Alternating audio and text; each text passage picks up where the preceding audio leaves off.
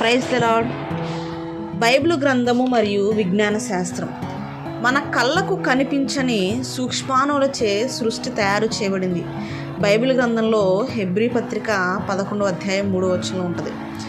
మన కళ్ళకు కనిపించే సృష్టి అంతా సూక్ష్మాణువులచే తయారు చేయబడిందని 19వ శతాబ్దంలో కనుగొనబడింది. అయితే ఈ వాస్తవాన్ని బైబిల్ గ్రంథం ఎప్పుడూ బయలుపరిచింది. అవునండి, బైబిల్ గ్రంథంలో ప్రతిదీ కూడా ఉంది. అసలు మనిషి మనుగడకు మనిషి ఆరంభమునకు, మానవుడి యొక్క ఆరంభమునకు బైబిల్ గ్రంథమే ప్రధానము. బైబిల్ గ్రంథంలోనే మానవుడి యొక్క మొట్టమొదటి జననము కనపడతా ఉంది. చూడండి, భూమి పరిభ్రమిస్తూ ఉంటుంది. యోబు గ్రంథంలో 38వ అధ్యాయము 12 వచనం 18వ వచనం చూస్తే మనకు కనపడతా ఉంటుంది. సూర్యుడు భూమి చుట్టూ తిరుగుతుండడం వల్లనే రాత్రింబగళ్ళు ఏర్పడుతున్నాయని మన పూర్వీకులు అనుకునేవారు. అయితే సూర్యోదయం, సూర్యాస్తమయం అనేవి భూమి తన కక్షలో సూర్యుని చుట్టూ తిరుగుతూ ఉండడం వల్ల సంభవిస్తున్నాయని ఈనాడు మనందరికీ తెలుసు. అయితే ఈ వాస్తవాన్ని బైబిల్ గ్రంథము ఏనాడో కొన్ని వేల సంవత్సరాల క్రితమే వ్రాయించబడింది. అది మనం యోబు గ్రంథంలో చూస్తూ ఉన్నాం. సో ముద్ర వలన మంటికి రూపం కలిగినట్లు భూముఖము మార్పు నొందును అనే మాట భూమి పరిభ్రమిస్తున్నట్టుగా తెలుపుతుంది. ఈ విషయాలన్నీ కూడా మనం బైబిల్ గ్రంథంలో చూడగలం.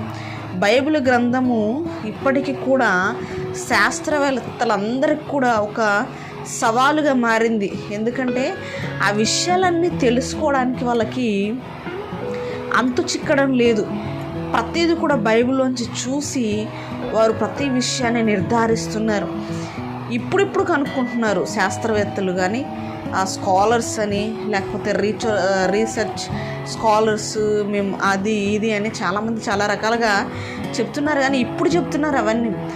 బైబిల్ గ్రంథము యేసుక్రీస్తు ప్రభు వారు పరిశుద్ధాత్మ దేవుని ద్వారా ఎప్పుడో ఏనాడో రాయించారు.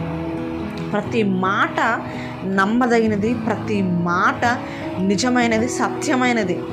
ఎందుకంటే బైబిల్ నిజమైన దైవ గ్రంథము, అది దేవుని లేఖనము.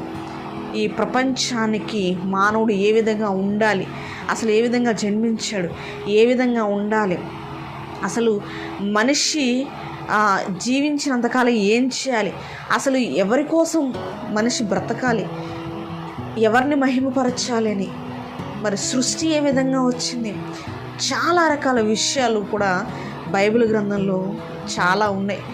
ఇంతవరకు కూడా శాస్త్రవేత్తలకు కానీ చాలామందికి అంతు చిక్కట్లేదు ఇవి ఏంటా అని చాలామంది పరిశీలిస్తున్నారు. కాబట్టి బైబిల్ గ్రంథం చదివితే మనకు ఒక అవగాహన, ఒక ఆలోచన అనేది వస్తుంది. బైబిల్ గ్రంథంలో చాలా సత్యాలు, మనకి మర్మాలు కనపడతా ఉన్నాయి. కాబట్టి ప్రతి ఒక్కరం బైబిల్ గ్రంథాన్ని చదివితే మనకి జ్ఞానం వస్తుంది. కాబట్టి ఆ గ్రంథాన్ని యేసుక్రీస్తు ప్రభువు వారు మనకిచ్చారు. మనము బైబిల్ గ్రంథాన్ని చదివి అనేకులకు జ్ఞానాన్ని బోధిద్దాం. ఆమేన్.